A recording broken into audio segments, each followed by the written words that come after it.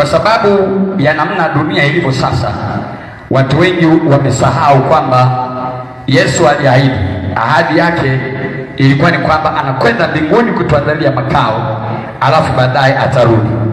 Lakini makao aliyokwenda kuyaandaa Yesu ni makao ambayo yanahitaji wateule wengi, watakatifu wengi, watu waliokamilika katika uzuri wa utakatifu wa Mungu.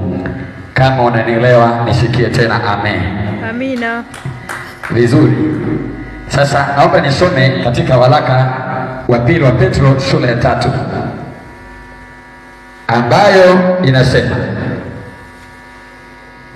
kuanzia mstari wa kwanza: wapenzi, waraka huu ndio wa pili niwaandikiao ninyi katika zote mbili, naziamsha nia zenu safi, kwa kuwakumbusha nipate kuyakumbuka na maneno yaliyonenwa zamani na manabii watakatifu. Hebu sema nabii watakatifu.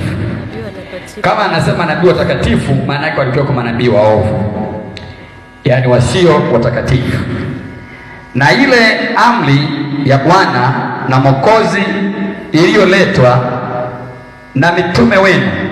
Mstari wa 3: mkijua kwanza neno hili, ya kwamba katika siku za mwisho watakuja katika siku za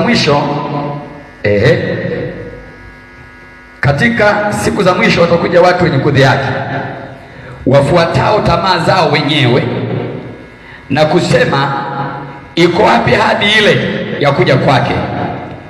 Kwa maana tangu hapo baba zetu walipolala, vitu vyote vinakaa hali hiyo hiyo tangu mwanzo wa kuumbwa. Maana hufumba macho yao wasione neno hili, ya kuwa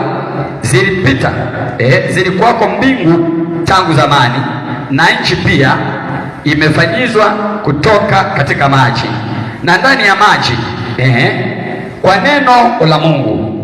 Kwa hayo dunia ile ya wakati ule iligarikishwa na maji ikaangamia.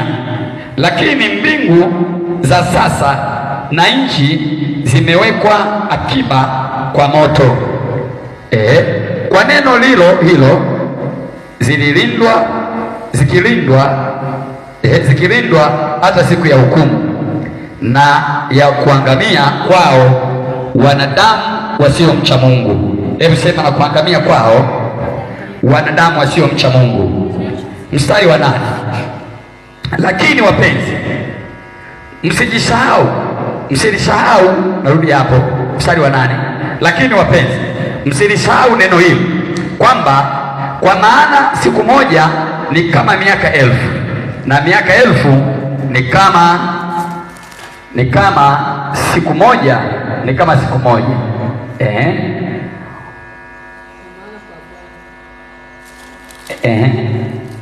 Nisaidie hapo.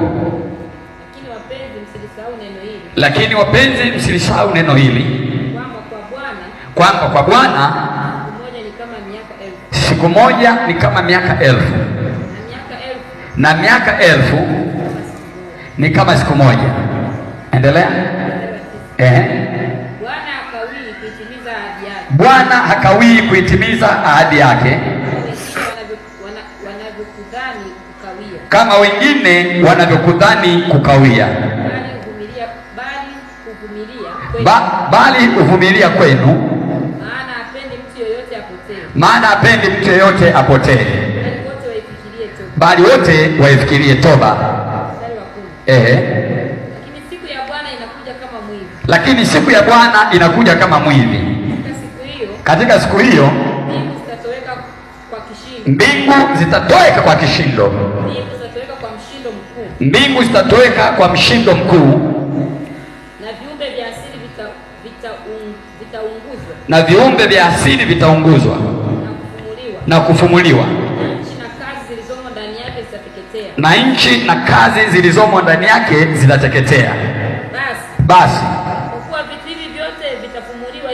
kwa kuwa vitu hivi vyote vitafumuliwa hivyo, imewapasa ninyi kuwa watu wa tabia gani katika mwenendo mtakatifu na utauwa. Imewapasa ninyi kuwa watu wa namna gani katika mwenendo wa utakatifu na utauwa.